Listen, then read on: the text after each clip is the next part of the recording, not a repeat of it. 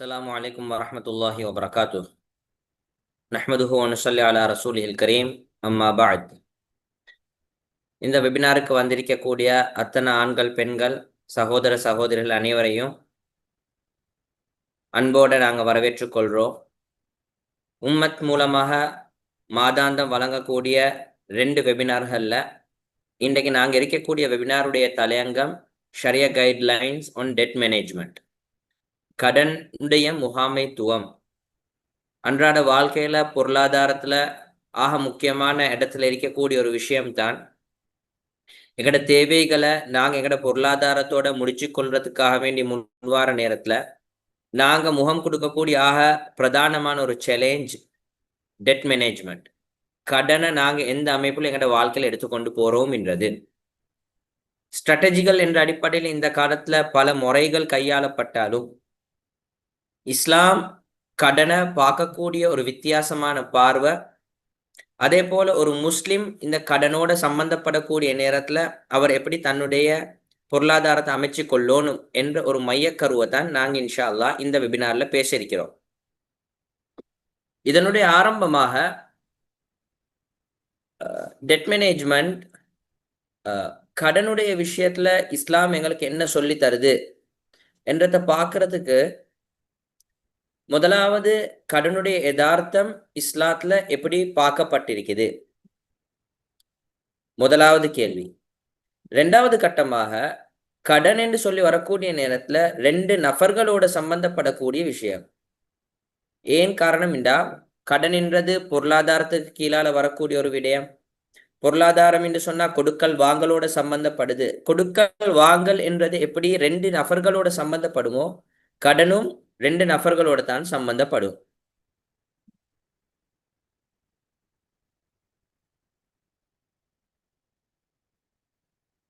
இந்த நேரத்துல ஒருத்தர் இருப்பாரு கடன் கொடுக்கிறவரு, இன்னொருத்தர் இருப்பாரு கடன் எடுக்கிறவரு. இப்ப கடன் கொடுக்கிறவரு கடன் எடுக்கிறவரு இவங்க 2 பேருக்கும் மத்தியில நடக்கக்கூடிய அந்த உடன்படிக்கைய இஸ்லாம் எந்த அமைப்புல பார்த்து கொண்டிருக்குது, அதுவும் எங்க ஒரு பேசும் பொருளாக வரும் இன்ஷா அல்லாஹ். அதுக்கு பின்னால ஒரு மனிதர் கடன் உள்ளுக்கு வராம இருக்கிறது, கடன் என்ற அந்த பிரச்சனையிலிருந்து தப்புறதுக்காக வேண்டி இஸ்லாம் காட்டியிருக்கக்கூடிய வழிமுறைகள் என்னென்னன்றது. அதுக்கு பின்னால கடன் எடுக்கக்கூடிய நேரத்தில் இஸ்லாம் என்னென்ன வழிமுறைகளை காட்டியிருக்குது. 3வது கட்டம் எடுத்த கடன்லேருந்து வெளியே வாரத்துக்கு இஸ்லாம் என்னென்ன வழிமுறைகளை காட்டியிருக்குது என்ற இந்த எல்லா விஷயங்களுமே இன்ஷா அல்லாஹ் இன்றைய வெபினார்ல நாங்க பேச இருக்கிறோம். அதுல ஆரம்பமாக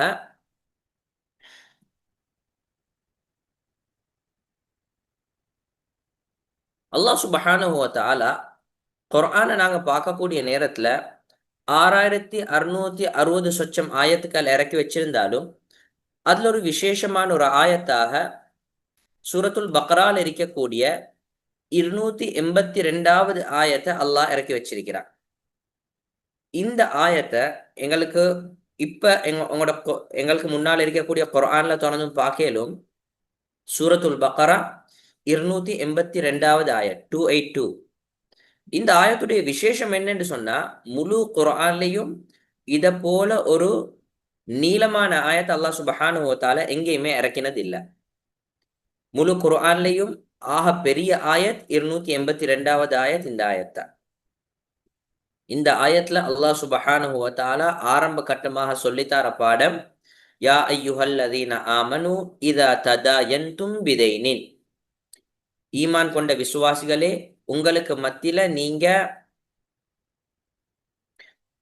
கடனுடைய கொடுக்கல் வாங்கல்கள் செய்யறதாக இருந்தால் என்பதாக சொல்லித்தான் இந்த ஆயத்தை ஆரம்பிக்கிறான். அதுக்கு பின்னால கடனுடைய முழு சட்ட திட்டங்களையும் அல்லாஹ் சுப்ஹானஹு வ தஆலா இந்த ஆயத்திலையும் கொண்டு வரான். இதுக்கு பின்னால வரக்கூடிய 283வது ஆயத்திலையும் அல்லாஹ் அந்த கடனுடைய சட்ட திட்டங்களை தான் கொண்டு வரான். உலமாக்கள் தஃப்சீர்கள்ல விளங்கப்படுத்தக்கூடிய நேரத்துல சொல்றாங்க, ஏன் இந்த கடன் அல்லாஹ் சுப்ஹானஹு வ தஆலா இவ்வளவு நீளமான ஆயத்துல சொல்லணும்டா, ஒரு மனிதனுடைய வாழ்க்கையில எல்லா அம்சங்கள் 100க்கு 100 எல்லாமே சரியாக இருந்து கடனுடைய விஷயத்துல மட்டும் இவர் மாட்டிக்கொண்டுட்டார் என்று சொன்னா முழு வாழ்க்கையும் அவர் பட்ட கஷ்டங்கள் கியாமத்தினுடைய நாள்ல கேள்விக்குறியாக போய்விடும். ஹதீஸுடைய கருத்து நபி ஸல்லல்லாஹு அலைஹி வஸல்லம் அவங்க சொன்னாங்க, யுக்ஃபரு லிஷ்ஷஹீதி குல்லு தன்பின் இல்ல தைன. ஒரு ஷஹீத் அல்லாஹ்வுடைய பாதையில போயிட்டு வீர மரணம் அடையக்கூடிய மனிதருக்கு அல்லாஹ் சுப்ஹானஹு வ தஆலா அனைத்து பாவங்களையும் மன்னிக்கிறான், கடனை தவிர. அப்போ ஒரு மனிதன் சுவர்க்கத்துக்கு போறதுக்கு எல்லாமே நல்லதாக இருந்தாலும் தடங்கலாக இருக்கிற ஒரு ஆக முக்கியமான விஷயம் தான் அவருடைய கடன். எனவே இந்த கடன்ல இருந்து அவர் எப்படி தப்பிக்கொள்ளணும், இந்த கடனுள்ளுக்கு அவர் வாரதாக இருந்தா எந்த நிலைமையில வரணும் என்ற சட்ட திட்டங்களை இந்த 282 சூரத்துல் பக்ரா வரக்கூடிய ஆயத்துல அல்லாஹ் சுப்ஹானஹு வ தஆலா விளங்கப்படுத்துறான். எனவே ஆரம்பத்துல சொன்னதை போல கடன் என்று சொல்லி வரக்கூடிய நேரத்துல உலகத்துடைய பார்வையில நாங்க ரெண்டு மாதிரி மக்களை பார்ப்போம். கடன் எடுக்கிறவரு, கடன் கொடுக்கிறவரு. மக்கள் கிட்ட கடன் எடுக்கிறவரை விட கடன் கொடுக்கிறவரு சிறந்தவராக இருப்பாரு. ஏண்டா கடன் கொடுக்கிறவரு ஒரு கொஞ்சம் சல்லி இருக்கிறவரு, கடன் எடுக்கிறவரு கொஞ்சம் வறுமையில் இருக்கிறவரு. எனவே செல்வந்தருக்கு ஒரு அந்தஸ்தையும் ஏழைகளுக்கு வேறொரு அந்தஸ்தையும் உலகம் கொடுத்திருக்குது. கடன் கொடுக்கிறவரு கடன் எடுக்கிறவரை விட சிறந்தவர் என்பதாக. ஆனா ஷரியாத்துடைய இஸ்லாமுடைய வழிகாட்டலின் பிரகாரம் பார்க்கிற நேரத்துல கடன் கொடுக்கிறவரு கடன் எடுக்கிறவரை விட சிறந்தவரு என்பதாக எங்கேயுமே வந்ததில்லை. மாற்றமாக குர்ஆன் ஹதீஸுடைய வழிகாட்டல்கள் கடன் கொடுக்கிறவராக இருந்தாலும் சரி, கடன் எடுக்கிறவராக இருந்தாலும் சரி, இவங்க ரெண்டு பேருமே அல்லாஹ்வுடைய பார்வையில ஒரு நலவான வேலையில தான் ஈடுபடுறாங்க. ரெண்டு பேருக்கும் சிறப்பு இருக்குது, நன்மைகள் இருக்குது என்பதாக இஸ்லாம் படிச்சு தருது. முதலாவது, கடன் கொடுக்கிறவருக்கு இஸ்லாம் சொல்லக்கூடிய ஒரு வேர்ச்சு, அவருடைய பொறுமதி என்ன? நபி ஸல்லல்லாஹு அலைஹி வஸல்லம் ஹதீஸ்ல சொன்னாங்க, ஒரு மனிதர் இன்னொரு மனிதருக்கு உதவி செய்யறாரு. எங்கட இந்த டாபிக்கோட சேர்த்து பார்க்கக்கூடிய நேரத்துல ஒருத்தர் கஷ்டத்துல வந்து எங்கள்கிட்ட கடன் உதவி ஒன்று கேட்கிறாரு. இப்ப அந்த கடன் ஒரு 50,000 ரூபாய்க்கு நாங்க கடனை கொடுத்தோம் என்று சொன்னா அவர் வாழ்க்கையில அடுத்த கட்டத்துக்கு போயிட்டு லேசி.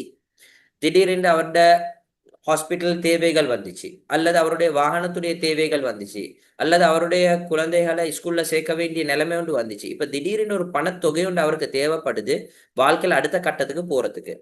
இப்ப இந்த பிரச்சனையில இருக்கிற மனிதருக்கு ஒருத்தர் கடனுதவி செய்யறதுக்காக வேண்டி முன்னுக்கு வந்து அவருக்காக வேண்டி அவருடைய சுமையை நாங்க இறக்கி வச்சோம் என்று சொன்னா, ஹதீஸ்ல நபி ஸல்லல்லாஹு அலைஹி வஸல்லம் அவங்க சொன்னாங்க, மன் நஃபஸ அன் முஸ்லிமின் குர்பதம் மின் குரபி துன்யா, யார் ஒரு மனிதர் பிற சகோதர முஸ்லிமுடைய துன்யாவுடைய கஷ்டத்தை அவருடைய தோல்ல இருந்து இறக்கி வைப்பாரோ, நஃபஸல்லாஹு அன்ஹு குர்பதம் மின் குரபி யௌமில் கியாமா, கியாமத்துடைய நாளையில அந்த உதவி செஞ்ச மனிதருக்காக வேண்டி அல்லாஹ் சுப்ஹானஹு வ தஆலா மறுமையுடைய கஷ்டங்களை அவருடைய சுமையிலிருந்து இறக்கி வைக்கிறான் என்பதாக.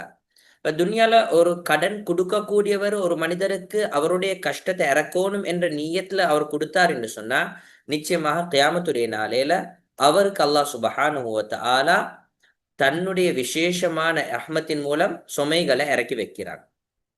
இப்ப இது கொடுக்கக்கூடியவருக்கு ஹதீஸ் இஸ்லாம் சொல்லக்கூடிய ஒரு சிறப்பு. சரி, எடுக்கக்கூடியவருக்கு அந்த நேரத்துல கடன் ஒருத்தர் எடுக்கிறாரு. இவருக்கும் இஸ்லாம் ஒரு மேலான ஒரு சிறப்பொன்று கொடுத்திருக்குது. நபி ஸல்லல்லாஹு அலைஹி வஸல்லம் அவங்க சொன்னாங்க, யார் ஒரு மனிதர் தான் கடன் எடுக்கக்கூடிய நேரத்துல கடன் எடுக்கிறார் அவசரத்துக்கு, ஆனா எடுக்கிற நேரத்துல அவருடைய உள்ளம் சுத்தமாக இருக்குது. என்ன நியத்? இந்த கடனை நல்ல நோக்கத்துக்காக வேண்டி எடுக்கிறேன். முதலாவது, என்னையால எந்த அமௌண்ட்டை திருப்பி கொடுக்கலுமோ அந்த அமௌண்ட்டை தான் எடுக்கிறேன். எனக்கு இப்போ 1,00,000 ரூபாய் தேவை, அந்த 1,00,000 ரூபாய் எடுத்தேன்னு சொன்னா ஒரு 2 மாசத்துல திருப்பி கொடுத்துடுவேன்.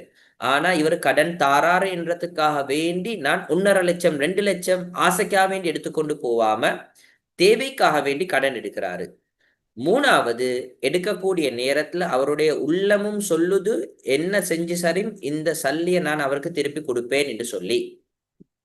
அப்ப நல்ல நோக்கத்துல எடுக்கிறாரு, எவ்வளோ அவர் எடுக்கணுமோ அந்த அளவை மட்டும் எடுக்கிறாரு.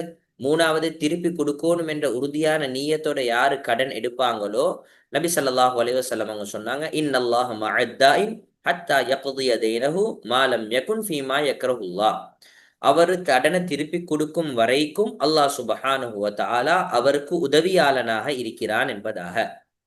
இந்த ஹதீஸ்ல உலமாக்கள் விளங்கப்படுத்துற ஆக முக்கியமான ஒரு இடம் தான், அல்லாஹ் அந்த கடன் எடுத்த மனிதரோடு இருக்கிறான் என்றதுடைய அர்த்தம் என்னன்னு சொன்னா, உதாரணமாக இதை விளங்குறதுக்காக வேண்டி எப்ப நபி ஸல்லல்லாஹு அலைஹி வஸல்லம் ஹிஜ்ரத் செஞ்சு மக்காவுக்கு மதீனாவுக்கு வந்தாங்களோ, வார நேரத்துல அபூபக்கர் ரலியல்லாஹு அன்ஹு அவங்களோட ஒரு ஹிரா குகை, அந்த குகையில போயிட்டு தங்கினாங்க.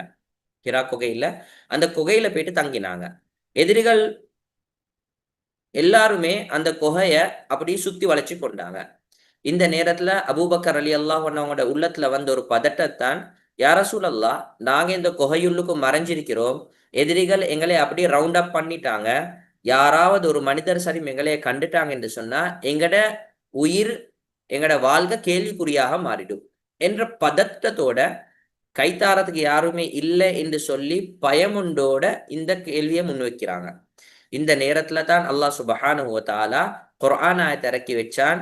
நபி ஸல்லல்லாஹு அலைஹி வஸல்லம் அவங்களும் சொன்னாங்க, யா அபூபக்கர் லா தஹ்சன், அபூபக்கர் ரலியல்லாஹு அன்ஹு நீங்க கவலைப்படவானாம், இன்னல்லாஹ மஅனா, இந்த கஷ்டமான நேரத்துல உயிர் பறிபோகுமா என்று பயந்து கொண்டிருக்கிற இந்த நேரத்துல இன்னல்லாஹ மஅனா, நிச்சயமாக அல்லாஹ் எங்களையோட இருக்கிறான் என்பதாக சொன்னாங்க.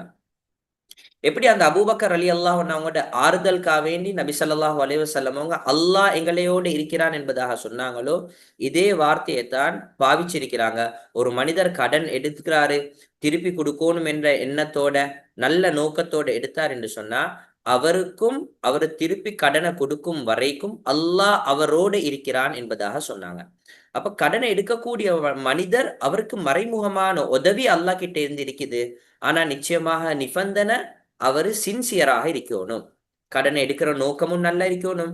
அடுத்தது இன்னொருத்தருடைய பணத்தை நான் எடுத்திருக்கிறேன் என்ற அந்த குற்ற உணர்ச்சியோட இவர் கஷ்டப்பட்டு கொண்டு இருக்கிறார், அதை எப்படியாவது திருப்பி கொடுக்கணும் என்று சொல்லி இவர் நியாயமானவராக இருந்தால் அல்லாஹ்வுடைய மறைமுகமான உதவியை நிச்சயமாக கடன் எடுத்தவருக்கும் அல்லாஹ் வச்சிருக்கிறான். அப்ப ஒரு மனிதர் கடன் எடுக்கக்கூடிய நேரத்துல கடன் கொடுக்கிறவருக்கு இருக்கிற சிறப்பு, கடன் எடுக்கிறவருக்கு இருக்கிற சிறப்பை நாங்க இங்கிட்டு பேசினோம்.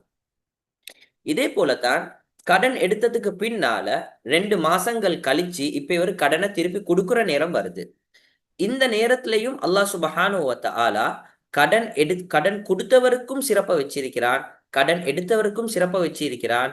திருப்பி கொடுக்கிற நேரத்துல 2 மாசம் கழிச்சு இந்த கடன் எடுத்தவர் வந்து ஒரு ஜெனுவினான ரீசனோட சொல்றாரு, நான் யோசிச்சேன் 2 மாசத்துள்ளுக்கு சல்லியா திருப்பி தரையிலும் என்று. ஆனா ஆனா சில சூழ்நிலைகள் வந்துருச்சு, எனக்கு முழு தொகையும் தந்துடேல, ஒரு 50% நான் இப்ப தாரேன், அல்லது இந்த 2 மாசத்தோட சேர்த்து எனக்கு ஒரு 2 கிழமை இன்னொரு எக்ஸ்டெண்ட் பண்ணி தாங்க என்பதாக இவருடைய ஜெனுவினான ரீசன் வந்து சொல்றாரு. இன்னும் கொஞ்சம் கஷ்டத்துல விழுந்துட்டேன் என்று சொல்லி.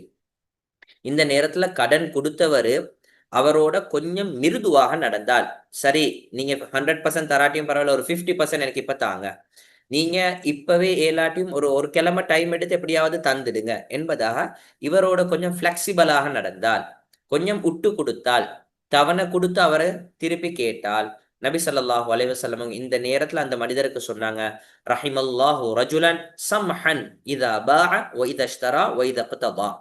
அல்லாஹ் சுப்ஹானஹு வ தஆலா அந்த மிருதுவாக நடக்கக்கூடிய அந்த மனிதருக்கு அவனுடைய ரஹ்மத் என்ற விசேஷமான பார்வையை கொடுக்கட்டும். அவர் எப்படியாப்பட்டவர் என்று சொன்னா, கடன்களை கொடுத்து திருப்பி எடுக்கிற நேரத்துல அந்த கடனாளியோட கொஞ்சம் மிருதுவாக நடந்து கொள்றாரு. இப்ப இந்த ஹதீஸ்ல இருக்கக்கூடிய முக்கியமான ஒரு இடம் தான், மக்கள் நாங்க எல்லாருமே முஸ்லிம்கள் என்று சொல்லி வர நேரத்துல எல்லாரும் நாங்க எதிர்பார்க்கிறது அல்லாஹ் சுப்ஹானஹு வ தஆலாவுடைய ரஹ்மத்தை எங்களுக்கு அடைஞ்சு கொள்ளணும் இந்த துன்யால. அல்லாஹ்ட விசேஷமான ஒரு இரக்க பார்வை எங்களுக்கு கிடைக்கணும் இது. அதுக்காக வேண்டி நாங்க செய்யற ஒரு முக்கியமான விசேஷமான ஒரு அமல் தான், அசருக்கு முன்னால 4 ரக்காத் தொழுந்து வார பழக்கம் அதிகமானவங்ககிட்ட இருக்கும். நபி ஸல்லல்லாஹு அலைஹி வஸல்லம் அவங்க சொன்னாங்க, யார் ஒரு மனிதர் அசருடைய 4 ரக்காத் ஃபர்துக்கு முன்னால வேறையாக 4 ரக்காத் சுன்னத் தொழுவாரோ, அசருடைய 4 ரக்காத் முன் சுன்னத் தொழுந்து வருவாரோ, ரஹிமல்லாஹு, அல்லாஹ் சுப்ஹானஹு வ தஆலா ரஜுலன், ஒரு மனிதனுக்கு ரஹ்மத் செய்வானாக. எப்படியாப்பட்ட மனிதர் என்று சொன்னா, ஸல்லா கப்லல் அஸ்ரி அர்பஅன், அசருடைய 4 ரக்காத் ஃபர்துக்கு முன்னால 4 ரக்காத் சுன்னத் தொழக்கூடிய மனிதருக்கு அல்லாஹ் ரஹ்மத் செய்வானாக என்பதாக நபி ஸல்லல்லாஹு அலைஹி வஸல்லம் துஆ செஞ்சிருக்கிறாங்க. அதனால எங்க எல்லாருக்கும் ஒரு விருப்பம், முஸ்லிம்களுக்கு நாங்க அசர் தொழுகைக்கு முன்னால 4 ரக்காத் சுன்னத் தொழுந்தா அல்லாஹ்ட ரஹ்மத் கிடைக்கும் என்பதாக. நிச்சயமாக அப்படி தொழக்கூடிய மக்களுக்கு அல்லாஹ் அவனுடைய ரஹ்மத்தை கொடுத்து கொண்டிருக்கிறான். இந்த ரஹ்மத்துடைய துஆவை நபி ஸல்லல்லாஹு அலைஹி வஸல்லம் தொழுகையில மட்டும் இல்ல, மாற்றமாக கொடுக்கல் வாங்கல்லையும் யார் ஒரு மனிதர் கடன் கொடுத்துட்டு திருப்பி எடுக்கக்கூடிய நேரத்துல அந்த மனிதரோட மிருதுவாக நடந்து கொள்வாரோ, அவருக்கும் இதே துஆவை நபி ஸல்லல்லாஹு அலைஹி வஸல்லம் செஞ்சிருக்கிறாங்க. அப்ப அல்லாஹ்வுடைய ரஹ்மத் என்று சொல்றது அது தொழுகையோட சம்பந்தப்பட்ட விஷயம் மட்டும் இல்ல, அங்க இருக்கிறத போல கடனுடைய விஷயத்திலையும் கொடுத்தவருக்கும் அல்லாஹ் சுபஹானஹு வ தஆலா அந்த ரஹ்மத்துடைய விசேஷமான அவனுடைய அருள் பார்வையை கொடுத்து கொண்டு இருக்கிறான். இது கடன் கொடுத்தவர் திருப்பி எடுக்கக்கூடிய நேரத்துல நபி ஸல்லல்லாஹு அலைஹி வஸல்லம் அவங்க சொன்ன ஹதீஸ். அதே நேரத்துல கடனை திருப்பி கொடுக்கிற நேரத்துல கடன் எடுத்தவர் இருக்கிறாரே, அந்த டெட்டர், ₹1,00,000 சல்லி எடுத்துக்கொண்டு போனாரு. இப்ப திருப்பி கொடுக்கிற நேரம் வந்துருச்சு, ஒரு மாசம் கடைசில. இப்ப இந்த மாசம் கடைசில வந்து இவர் திருப்பி கொடுக்கிற நேரத்திலையும் எப்படி கொடுத்தவர் இவரோட மிருதுவாக நடந்தால் அவருக்கு சிறப்பு சொல்லப்பட்டுச்சுதோ, எடுத்தவர் திருப்பி கொடுக்கிற நேரத்திலையும் இவருக்கும் நபி ஸல்லல்லாஹு அலைஹி வஸல்லம் அவங்க சொன்னாங்க, இவரு மக்கள்ல ஆக சிறந்த மனிதராக ஆகிறதுக்கும் சான்ஸ் இருக்குது. ஹைருன் நாசி அஹ்ஸனுஹும் கதாஅன். யார் ஒரு மனிதர் கடனை எடுத்துட்டு திருப்பி கொடுக்கக்கூடிய நேரத்துல அழகான முறையில் அந்த கடனை அடைப்பாரோ, நிச்சயமாக மனிதர்கள்லயே மிக சிறந்த மனிதர் அவர் தான் என்பதாக ஹதீஸ்ல தெளிவாக சொன்னாங்க. உதாரணமாக ஒரு மனிதர் ₹1,00,000 சல்லி எடுத்தாரு, அவருடைய தேவைக்காக வேண்டி பாவிச்சாரு, கொடுத்தவரும் ஒரு மாசம் டைம் கொடுத்தாரு. இப்போ ஒரு மாசம் முடிஞ்சதுக்கு பின்னால் இவர் அந்த ₹1,00,000 சல்லியை திருப்பி கொடுக்கிற நேரத்துல அந்த கஷ்டத்துடைய நேரத்துல இவர் உதவி செஞ்சார் என்றதுக்காக வேண்டி சந்தோஷமாக அவர் கேட்காம இவராக ஒரு ₹10,000 கூட கொடுக்கிறாரு. ₹1,10,000. இப்ப இந்த ₹10,000 கூட கொடுக்கிறது எதுக்கு? கஷ்டமான நேரத்துல அவர் செஞ்ச உபகாரத்துக்கு இவர் திருப்பி கொடுக்கிற நேரத்துல அவர் ஒரு ₹10,000 கூட கொடுத்து உபகாரம் செய்யறாரு. நபி ஸல்லல்லாஹு அலைஹி வஸல்லம் அவங்க சொன்னாங்க, இந்த நேரத்துல இந்த கடன் எடுத்துட்டு திருப்பி கொடுக்கிறவரை விட சிறந்த மனிதர்கள் உலகத்துல யாருமே இல்லை என்பதாக. ஒரு தடவை நபி ஸல்லல்லாஹு அலைஹி வஸல்லம் அவங்க ஒரு மனிதர்கிட்ட கடன் எடுத்திருந்தாங்க. திருப்பி கொடுக்கிற நேரம் வந்துருச்சு.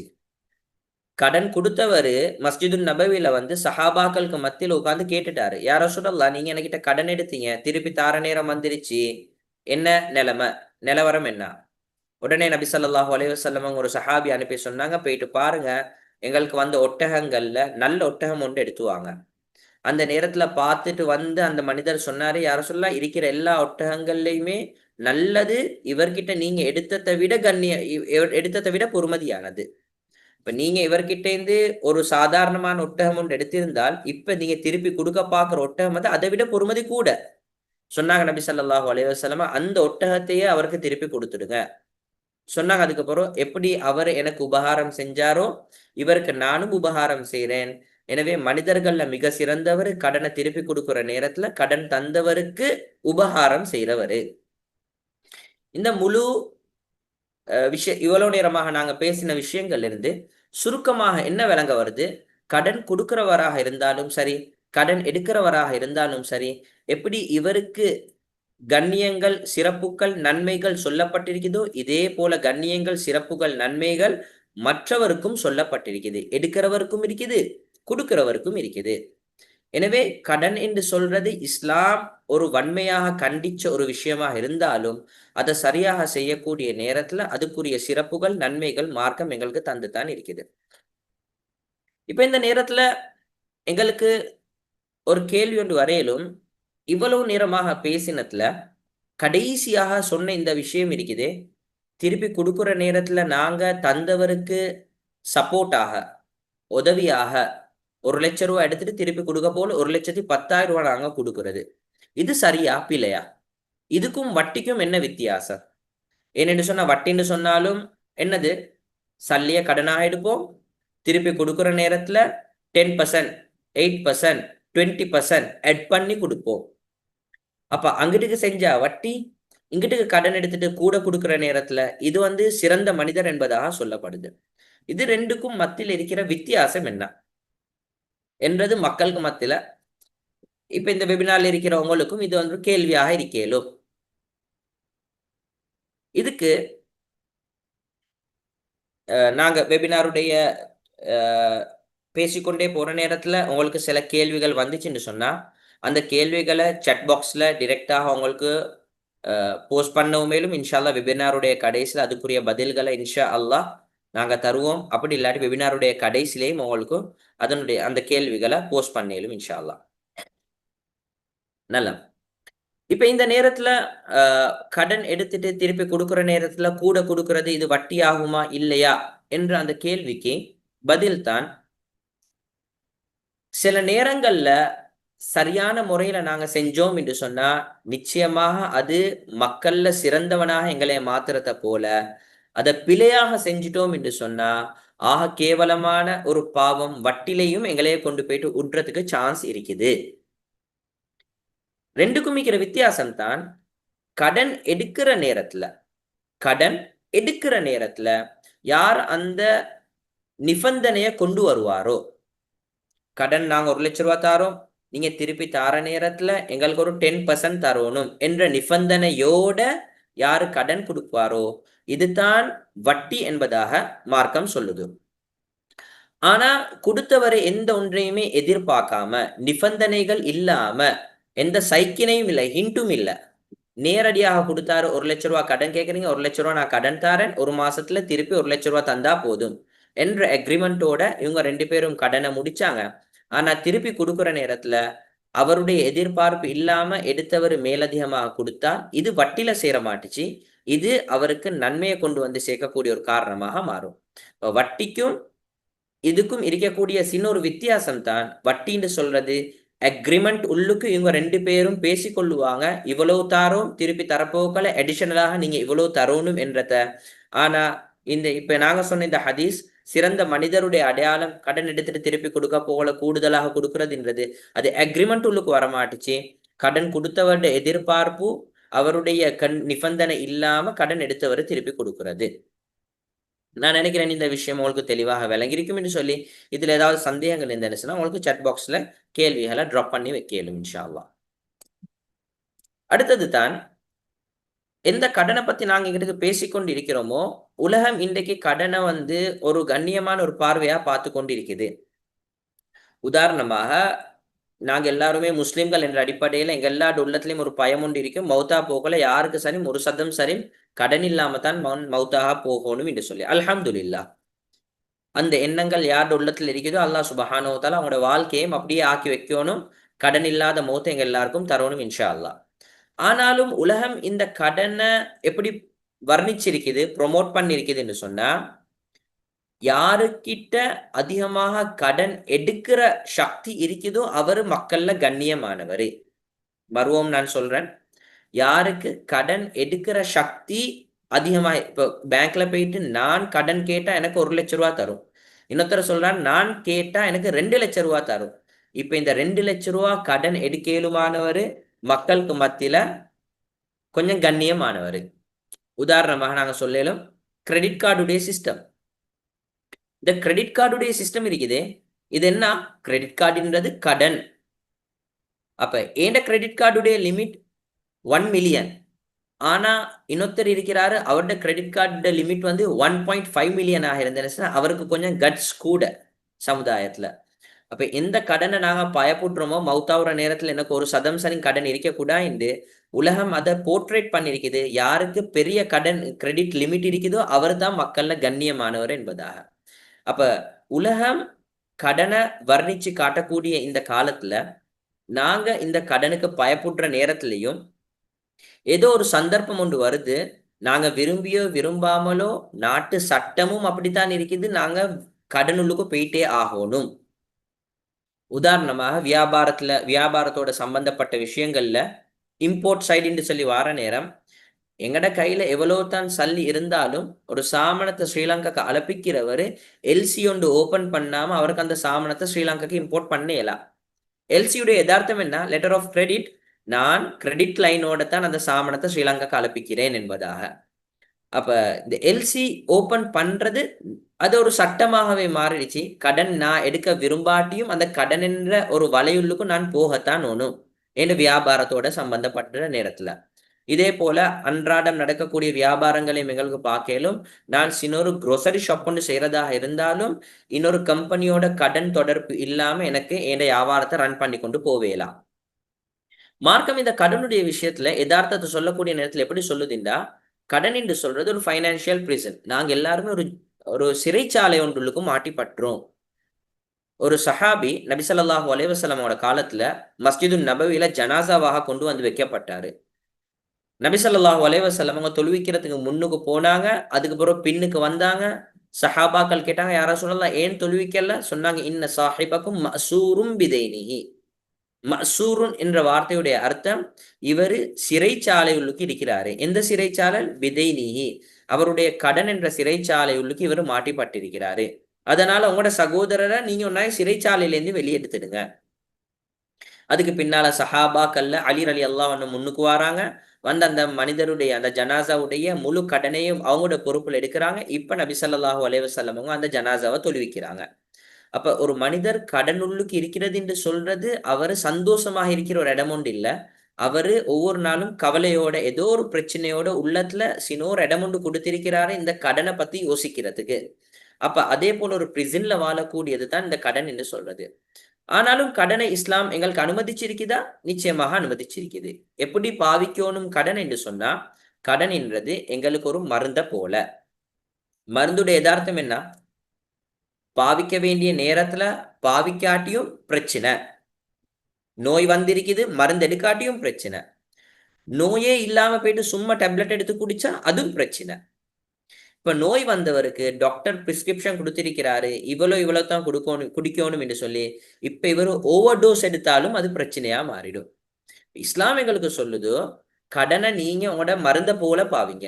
தேவையில்லாம எடுக்கவும் வேணாம். தேவைப்படுற நேரத்துல எடுக்கிறதுக்கு அனுமதியும் தந்திருக்குது. ஆனா தேவையை விட கூட எடுக்கிறதும் ஒரு பிரச்சனை. எனவே இதுதான் இஸ்லாம் எங்களுக்கு கடனோட சம்பந்தப்படுற நேரத்துல எங்களுக்கு தரக்கூடிய சில அடிப்படையான வழிகாட்டல்கள். நாங்க உலகத்துல பார்க்கலும்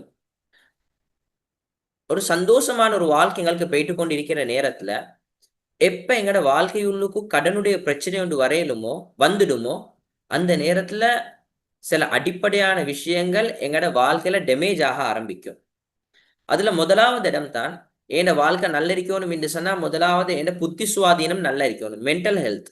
என் யோசிக்கிற தன்மை, என் சிந்தனா சக்தி இது நேர்கோட்டுல போயிட்டு கொண்டு இருக்கணும். அப்பதான் எங்கட வாழ்க்கையில எல்லாமே ப்ரொடக்டிவாக இருக்கும்.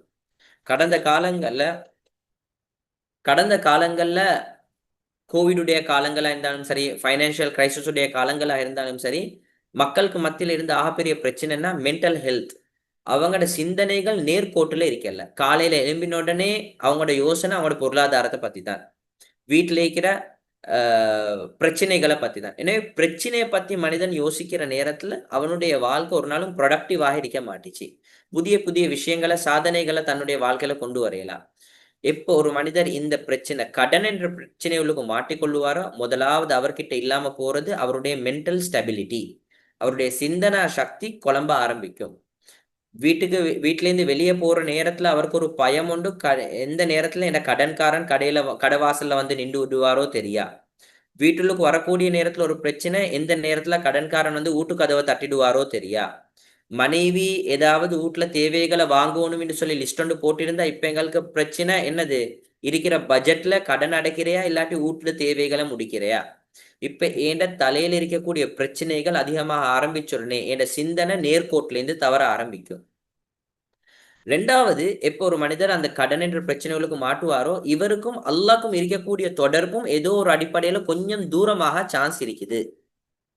தஹஜ்ஜுத்க்கு ஒரு மனிதர் வளமையாக எழும்பி துவா கேட்டு கொண்டு வாராரு, யா அல்லாஹ் என் பாவங்களை மன்னிச்சிடு, என் வாழ்க்கையில பரக்கத் செஞ்சிடு என்பதா. ஆனா எப்போ ஒரு மனிதருக்கு கடன் தலைக்கு மேலால போயிட்டுடுமோ இவருக்கு தஹஜ்ஜுத்ல திடீரென்று முழிப்பு வந்தவுடனே தொழுந்தவுடனே முதலாவது அவர் கேட்பாரு, யா அல்லாஹ் என் பாவங்களை மன்னிச்சிடு, 2 செக் இருக்குது இன்றைக்கு டக்குன்னு பாஸ் ஆகிடணும், கடன்காரன் இன்றைக்கு என் வீட்டு வாசலுக்கு வந்துடக்கூடாது என்றது தான் இவருடைய முழு யோசனையாக இருக்கும். பள்ளிக்கு வளமையாக தொலை போயிட்டு கொண்டிருந்தார் இமாம் ஜமாஅத்தோட. இப்ப தொழுவுறதுக்கு போறதுக்கு பயம். ஏன்? கடன் கொடுத்தவர் இவருக்கு முன்சாஃப்ல வந்து நின்றுடுவார் என்ற பயத்தால. ஜும்மாக்கு ஒரு பள்ளிக்கு போயிட்டு கொண்டிருந்தாரு, இப்ப ஜும்மாக்கு அந்த பள்ளிக்கு போறதில்ல, வேறொரு பள்ளிக்கு போறேன். ஏன் பயம்? கடன் தந்தவர் பள்ளியில வந்து என்னைய புடிச்சிடுவாரோ தெரியா என்று சொல்லி. அப்ப சில நேரங்கள் இந்த கடன் என்ற பிரச்சனை என்னைய மார்க்கத்துல இருந்தும் ஒரு சைட்ல ஒரு திசை திருப்புறதுக்கு ஒரு காரணமாக உலகத்துல இருந்து கொண்டிருக்குது. மூணாவது கட்டம் தான் அதிகமான முறையில பார்க்கலும் சில டிவோர்ஸ்கள் என்று சொல்லி வரக்கூடிய நேரத்துல கணவன் மனைவியுடைய பிரச்சனைகள் பிரிவுகள் வாரதும் இந்த பொருளாதாரத்துடைய பிரச்சனையாக இருக்கலும். ஏன்? கணவன் சரியான முறையில மனைவியுடைய உரிமைகளை நிறைவேற்றலாம போது இவருடைய கடன் பிரச்சனையால கடனாளிகள் வந்து வீட்டுவாசல்ல இருந்து கேவலப்படுத்திட்டாங்கன்றதுனால மனைவி பிரேக்கப் ஆக போயிட்டாங்க. இப்ப கணவன் மனைவியுடைய குடும்ப வாழ்க்கையும் இந்த நேரத்துல சரியான முறையில கண்டினியூ ஆக இயலாம இருக்குது. ஏன்? இவருடைய கடன் பிரச்சனையினால. நாலாவது விஷயம், அது கொமனாக நாங்க பார்க்கிறோம், சமுதாயத்துல கண்ணியமா வாழ்ந்தாரு, எப்ப கடன்ல மாட்டிக்கொண்டாரோ இப்ப மக்களுக்கு அவர் தலை காட்டி கொள்ளலாம இருக்கிறாரு. அஞ்சாவது, எங்கட ஸ்ரீலங்காலையும் நடந்த பிரச்சனைகள் ஆக முக்கியமான ஒரு பிரச்சனை தான் கடன் தொல்லையால சூசைட் பண்ணி கொண்டவங்களையும் அதிகமானவங்க ஸ்ரீலங்கால இருந்து கொண்டு இருக்கிறாங்க. 200க்கும் மேற்பட்டவங்க மைக்ரோ ஃபைனான்ஸ் பெரிய பெரிய வியாபாரம் செஞ்சவங்கல்ல 200க்கும் மேற்பட்டவங்க கடந்த காலங்களில் சூசைட் பண்ணி கொண்டாங்க. காரணம் கடன் பிரச்சனை. அதுல அதிகமானவங்க பெண்கள் என்பதாகவும் எங்கட ரிப்போர்ட், WHO உடைய ரிப்போர்ட், டெய்லி மிரருடைய நியூஸ்கள் இதுவல்ல நாங்க வந்ததை பார்த்திருக்கிறோம். அதே போல பேங்க் ஃபைனான்ஸ் கம்பெனி வல்ல இல்லாம தனிப்பட்ட முறையில லோன் எடுத்தவங்க 220% மட்டும் இன்ட்ரெஸ்ட் கட்ட வேண்டிய நிலைமைகள் அவங்களுக்கு வந்துச்சு. அதே போல 22% அதிகமானவங்க தன்னுடைய ஃபைனான்சியல் கிரைசிஸ்னால தன்னுடைய வீட்டு தேவைகளுக்கு கூட கடன் எடுக்கிற நிலைமை வந்துச்சு. ஆக கடைசியானதான் இது முத்தி போயிட்டு இந்த கடன் தொல்லையால எங்கட ஸ்ரீலங்கா உள்ளுக்கும் கிட்டத்தட்ட எத்தனையோ மக்கள் சூசைட் பண்ணி கொண்டாங்க. அந்த சூசைட் பண்ணினவங்களோட நம்பர் இல்லாட்டியும் எங்கள்கிட்ட அதுல 70% மக்கள் தூக்கு போட்டு கொண்டாங்க. அதே போல 14% மக்கள் நஞ்சு திண்டும் தன்னுடைய உயிர்களை மாற்றி கொண்டாங்க. இது எல்லாமே வந்த காரணம் அடிப்படை தலைக்கு மேலால போன கடன் என்பதாக புள்ளி விவரங்கள் சொல்லிக் கொண்டிருக்குது. அதே போல இது ஸ்ரீலங்கால மட்டும் இல்ல, ஸ்ரீலங்காக்கு பக்கத்து நாட்டுல நாங்க போயிட்டு பார்த்தேன்னு சொன்னாலும் சப்கான்டினென்ட்ஸ்லயும் 2,96,000க்கும் மேற்பட்ட விவசாயிகள் 1995லேருந்து 2014க்கு இடைப்பட்ட காலங்கள் கிட்டத்தட்ட 19-20 வருஷத்துள்ளுக்கும் 2,96,000 விவசாயிகள் தன்னுடைய உயிர்களை மாற்றிருக்கிறாங்க. அதே போல ஏனைய விவரங்களும் நாங்க உங்களுக்கு ஸ்லைட் பண்ணியிருக்கிறோம். இதெல்லாம் நாங்க என்ன சொல்ல பாக்குறோம், கடன்ன்றது ஒரு நாளும் அது ஒரு கண்ணியத்தை எங்களுக்கு வாழ்க்கையில கொண்டு வந்து சேர்க்க போறது இல்ல. நிச்சயமாக ஏதோ ஒரு அடிப்படையில எங்களுக்கு ஒரு பிரச்சனையை தான் அந்த கடன் அடுத்தடுத்த கட்டத்துக்கு கொண்டு போயிட்டு கொண்டு இருக்குது. இப்ப நாங்க எல்லாரும் இந்த கடனை பத்தி பேசுற நேரத்துல எங்களோட உள்ளத்துல வரக்கூடிய ஒரு ஆக முக்கியமான ஒரு இடம் தான், சரி இந்த கடன்ல இருந்து நான் வெளியே வரணும் என்று சொன்னா என்ன செய்யணும். அதுக்காக முக்கியமான இடம் தான் இஸ்லாம் எங்களுக்கு சொல்லி தந்திருக்கக்கூடிய முக்கியமான ஒரு பாடம் கனாஅத் என்பதாக சொல்லுவோம். போதும் என்ற மனப்பான்மையோட உலகத்துல வாழுங்க. கடன் என்ற பிரச்சனையிலிருந்து 75% எங்களைய நாங்க பாதுகாத்து கொள்ளிடும். எப்ப எங்கட உள்ளம் போதா என்ற ஒரு நிலைமை வந்துடுமோ இந்த நேரத்துல நிச்சயமாக என் சம்பாத்தியம் எனக்கு போதாமத்தான் இருக்கும். எனக்கு தந்திருக்கக்கூடிய வாகனம் எனக்கு போதா இன்னொன்று மேலேயே போகணும், எனக்கு இருக்கக்கூடிய வீடு போதா இன்னொன்று மேலேயே போகணும் என்பதா உள்ளம் மேலதிகமாக ஆசைப்படப்பட என் பொருளாதாரம் எனக்கு அதை சப்போர்ட் பண்ணாட்டி, என் பொருளாதாரம் சப்போர்ட் பண்ணிச்சா அல்ஹம்துலில்லாஹ். இன்றைக்கு நான் பப்ளிக் டிரான்ஸ்போர்ட்ல போயிட்டு கொண்டு இருக்கிறேன். எனக்கு சொந்தமா வாகனம் உண்டோனும், ஏண்ட ஃபைனான்ஸ் ஏண்ட பொருளாதாரம் எனக்கு சப்போர்ட் பண்ணினா அல்ஹம்துலில்லாஹ். அப்படி இல்லையா, எனக்கு ஆசை வளர வளர என பொருளாதாரம் எனக்கு சப்போர்ட் பண்ணாட்டி அடுத்த கட்டம் நான் போறது கடன்ல தான் போயிட்டு காலை வைக்க போறேன். அழகான கதை ஒன்று சொல்லுவாங்க. ஒரு மனிதர் பகல் நேரம் ரோட்ல போயிட்டு கொண்டிருக்கிற நேரத்துல மரத்துக்கு மேல பார்த்தாரு ஒரு மனிதர் தூங்கி கொண்டிருக்கிறத. இந்த கீழே ரோட்ல போயிட்டு கொண்டிருந்த மனிதர் ஒரு பணக்காரன் வியாபாரி. மரத்துக்கு மேல தூங்கி கொண்டிருந்த மனிதரை பார்த்து இவருக்கு கோபம் வந்துருச்சு. இந்த பகல் நேரத்துல முழு உலகமும் வியாபாரம் செய்யற நேரத்துல இவர் தூங்கி கொண்டிருக்கிறாரு. அந்த மனிதரை பார்த்து கேட்டாரு, உங்களோட சோம்பேறித்தனத்துக்கு ஒரு எல்லை இல்லையா? அவர் சொன்னார், எதை வச்சு உங்களுக்கு சம்பாதிக்கலுமான நேரத்துல நீங்க தூங்கி கொண்டிருக்கிறீங்க? அவர் சொன்னாரு, என்ன சம்பாத்தியம் காலையில முடிஞ்சிருச்சு, அதனால பகல் நேரத்துல நான் ஓய்வாக நிம்மதியாக இருக்கிறேன் என்று. கேட்டார், உங்களோட சம்பாத்தியம் என்ன? சொன்னார், நான் மீன் பிடிக்கிற தொழில், காலையில போயிட்டு மீன் பிடிப்பேன், அதுக்கு போற வித்து என் தொழில் முடிஞ்சதுக்கு பின்னால இப்ப நான் ஓய்வாக இருக்கிறேன். அந்த நேரத்துல இந்த வியாபாரி அவருக்கு ஒரு ஐடியா கொடுத்தாரு, நீங்க காலையில பிடிக்கிற மீனை கொஞ்சம் அதிகமாக பிடிச்சி உங்களோட வியாபாரத்தை கொஞ்சம் பெருக்கி கொண்டா நல்லா இருக்குமே. அந்த மனிதர் கேட்டாரு, அந்த வியாபாரத்தை நான் பெருக்கி என்ன செய்ய? சொன்னாரு, உங்களுக்கு கீழால் ஒரு 4-5 பேரை வேலைக்கு வச்சிடலும், அதுக்கு பின்னால் அவங்களுக்கு சம்பளத்தை கொடுக்கலும், உங்கள்கிட்ட 2 போட் இருக்குது ஒரு 5 போட்டை வாங்கி போடலும், ஒரு தட்டு இருக்குதுன்னு சொன்னா ஒரு 5 தட்டு உங்களுக்கு எடுத்து போடலும். அப்ப வாழ்க்கையில கொஞ்சம் நீங்க செட்டில் ஆகினீங்க என்று சொன்னா அதுக்கு பின்னால உங்களுக்கு நிம்மதியா இருக்கலும் என்று. அந்த மரத்துல இந்த மனிதர் சொன்னாரு, நீங்க இவ்வளவு கஷ்டத்துக்கு பின்னால எந்த நிம்மதியை நீங்க சொல்றீங்களோ அந்த நிம்மதியை தான் நான் இப்ப செஞ்சு கொண்டிருக்கிறேன். எனவே அதிகமாக சம்பாதிச்சுட்டு தான் நிம்மதியாக இருக்கணும் என்றது இல்ல, எவ்வளவு எனக்கு தேவையோ அதை எடுத்துட்டும் எனக்கு நிம்மதியாக வாழ்க்கையை கழிச்சு கொண்டு போவேலும் என்றத. இந்த கதையுடைய மோரல் ஆஃப் த ஸ்டோரி, இந்த கதையுடைய யதார்த்தம் என்ன, நாங்க சம்பாதிக்க கூடாதுன்றது இல்ல, எந்த சம்பாத்தியத்தை அல்லாஹ் சுப்ஹானஹு வ தஆலா எங்களுக்கு தந்திருக்கிறானோ அதை கொண்டு எப்ப எங்களோட வாழ்க்கையை போதும் என்ற ஒரு கட்டுப்பாட்டுள்ளுக்கு நாங்கள் கொண்டு வருவோமோ, நிச்சயமாக எந்த கடனை நாங்க பயப்படுறோமோ அந்த கடன்ல இருந்து அல்லாஹ் எங்களையே பாதுகாக்கிறான். அதனால தான் நபி ஸல்லல்லாஹு அலைஹி வஸல்லம் அவங்க இந்த துஆவை நீங்க பார்த்து கொள்ளேலும், எழுதி கொள்ளேலும், எடுத்து வச்சு கொள்ளவும் மேலும். இது நபி ஸல்லல்லாஹு அலைஹி வஸல்லம் அவங்க எங்களுக்கு சொல்லி தந்த ஒரு துஆ. நாங்க எல்லாருமே தொழுகைக்கு பின்னால் துஆ கேட்போம். யா அல்லாஹ் என்னைய நரக நெருப்புலேருந்து பாதுகாப்பாயாக, பாவங்கள்ல இருந்து பாதுகாப்பாயாக, தஜ்ஜால்ல இருந்து பாதுகாப்பாயாக, கபருடைய வேதனைகள்ல இருந்து பாதுகாப்பாயாக என்பதாக அதிகமான விஷயங்கள்ல இருந்து அல்லாஹ் கிட்ட நாங்க பாதுகாப்பு தேடுறோம். ஆனா நபி ஸல்லல்லாஹு அலைஹி வஸல்லம் அவங்க இன்னொரு விஷயத்துல இருந்து எங்களுக்கு பாதுகாப்பு சொல்லி தந்தாங்க. இந்த துஆல நாங்க ஹைலைட் பண்ணியிருக்கிறோம். வமின் நஃப்ஸின் லா துஷ்பா. இந்த வார்த்தையுடைய அர்த்தம் திருப்தி அடையாத ஆத்மாவில் இருந்து யா அல்லாஹ் என்னை நீ பாதுகாப்பாயாக. அதாவது என்னது கிடைச்சாலும் எனக்கு போதா, திருப்தி இல்ல. அப்ப திருப்தி இல்லாத அந்த ஆத்மாவில் இருந்தும் யா அல்லாஹ் என்னை நீ பாதுகாப்பாயாக என்று நபி ஸல்லல்லாஹு அலைஹி வஸல்லம் துஆ கேட்டிருக்கிறாங்க. இதனுடைய அடிப்படை காரணம், எப்ப என் உள்ளத்துல திருப்தி இல்லாத தன்மை வருமோ அந்த நேரத்துல நான் கடன் என்ற வலையில போயிட்டு மாட்டிக்கொள்ளத்தான் போறேன். எப்ப உள்ளது போதும் என்பதாக நான் நினைப்பேனோ, நிச்சயமாக அதை கொண்டு என் துன்யாவுடைய வாழ்க்கையும் லேசாக இருக்கும். ஒரு சஹாபி நபி ஸல்லல்லாஹு அலைஹி வஸல்லத்துல வந்து சொன்னாரு, யா ரசூலல்லாஹ், எனக்கு சில விஷயங்களை நீங்க சொல்லித்தாங்க. அந்த விடயத்தை நான் செஞ்சிட்டேன் என்று சொன்னா, நான் ஆஹ் உலகத்திலையும் நல்லா இருக்கணும், மறுமையிலையும் நல்லா இருக்கணும் என்பதாக 3 விஷயம் சொல்லி கொடுத்தாங்க நபி ஸல்லல்லாஹு அலைஹி வஸல்லம். எங்கட துன்யாட வாழ்க்கை நல்லா இருக்கணும் என்று சொன்னா எந்த 3 விஷயங்கள் தேவையோ அந்த 3 விஷயத்தையும் சொல்லி கொடுத்தாங்க. ஒன்று சொல்லி கொடுத்தாங்க, முதலாவது அம்சிக் அலைக லிசானக. நீங்க துன்யால நல்ல இருக்கணும் என்று விரும்புறீங்களா? முதலாவது உங்களோட நாவை பாதுகாத்துக்கோங்க. யாருடைய நாவு பாதுகாப்பாக இருக்குமோ அவருடைய சோஷியல் லைஃப் நல்லா இருக்கும். சமுதாயத்தோட அவர் வாழ்ற காலத்துல அவருக்கு வார பிரச்சனைகள்ல முக்காவாசி பிரச்சனை அவருடைய நாக்காலையா தான் இருக்கும். அப்ப யாருடைய நாக்கு நல்லா இருக்குமோ அவருடைய சோஷியல் லைஃப் நல்லா இருக்கும். ரெண்டாவது என்ன தேவை? Spiritual life. உங்களுக்கும் அல்லாஹ்க்கும் இருக்கக்கூடிய தொடர்பு நல்லா இருக்கணும். அதுக்கு சொன்னாங்க நபி ஸல்லல்லாஹு அலைஹி வஸல்லம், வப்கி அலா ஹத்தியதிக. எங்கட வாழ்க்கையில நடக்கக்கூடிய தப்பு தவறுகள் பாவங்கள் இதை நினைச்சு அழுற பழக்கம் என்கிட்ட இருக்கணும். அல்லாஹ் கிட்ட நான் அழணும், ஏட பாவங்களை மன்னிப்பு தேடி. அப்ப சோஷியல் லைஃப் நல்லா இருக்கணும். நல்லா இருக்கும் எப்பன்னு சொன்னா ஏட நாக்கு நல்லா இருந்தால். எனக்கும் அல்லாஹ்க்கும் தொடர்பு சீராக இருக்கும் எப்பன்னு சொன்னா ஸ்பிரிச்சுவல் லைஃப் நல்லா இருக்கும். ஏண்ட பாவங்களுக்காக வேண்டி நான் உள்ளத்தால வருந்தி அழக்கூடிய பழக்கம் இருந்தால். மூணாவது, துன்யால வாழக்கூடிய காலத்துல ஃபைனான்சியல் லைஃப், என்ற பொருளாதாரம் என்ற வாழ்க்கையில நல்லா இருக்கணுமா? நபி அவங்க சொன்னாங்க, வல் யஸஅக பைத்துக. எதை அல்லாஹ் உங்களுக்கு தந்தானோ அதை கொண்டு உங்களோட வாழ்க்கையை நீங்க போதுமாக்கிக்கோங்க. அப்ப ஒரு மனிதருடைய சமூக வாழ்க்கை நல்ல இருக்கணுமா? அல்லாஹ்வுடைய ஆத்மீக வாழ்க்கை நல்ல இருக்கணுமா?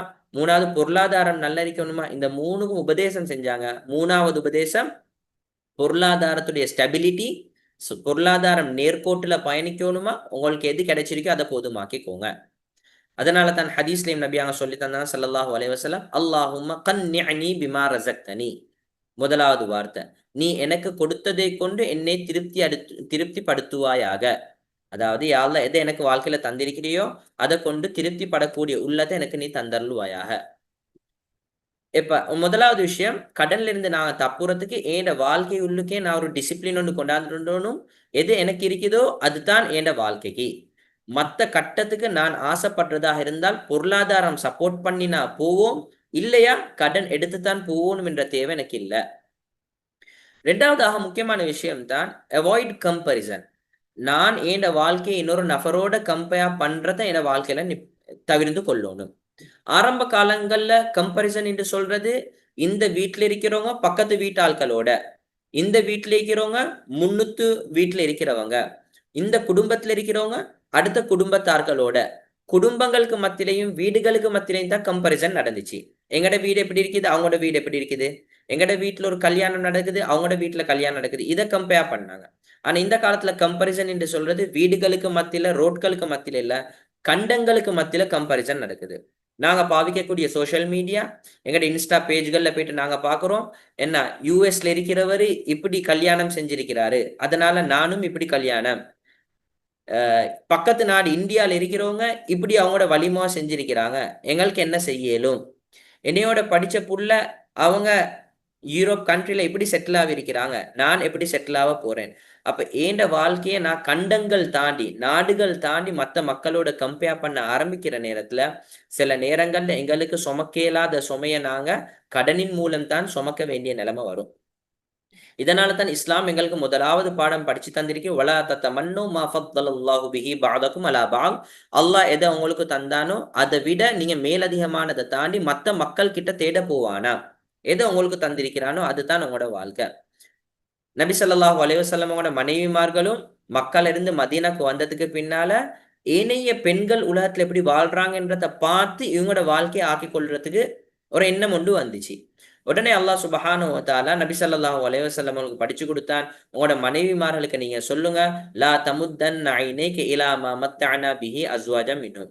மத்த வீட்டுகள்ல இருக்கிற பெண்கள் எப்படி வாழ்றாங்களோ அதை போலத்தான் நீங்க வாழணும் என்ற அந்த கம்பேர் பண்ணக்கூடிய தன்மையை நீங்க விட்டுடுங்க. அவருடைய வாழ்க்கையை பார்த்து எந்த வாழ்க்கையை முடிவு செய்யறது. அது முதலாவது காரணங்கள்ல மிக முக்கியமான இடம், ஒரு மனிதன் கடனுக்கு ஏன் கை வைக்கிறான் என்றது. அடுத்த மூணாவது விஷயம் தான் எங்கட வாழ்க்கையில மிக முக்கியமா இருக்க வேண்டிய ஒரு இடம், ஏண்ட வாழ்க்கையில நீட்ஸையும் வாண்ட்ஸையும். ஏண்ட தேவை எது, ஆசை எது.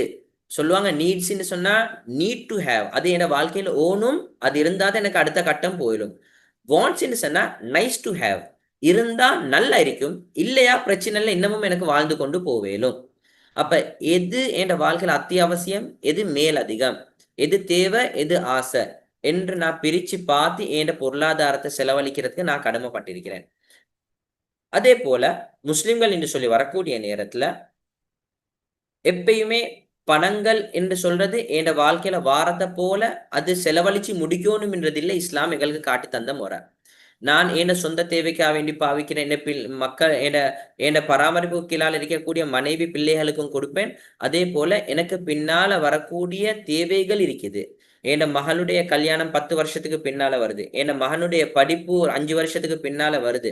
என் வீடு தேவைகள் 10 வருஷத்துக்கு பின்னால இருக்குது. வாகன தேவைகள்.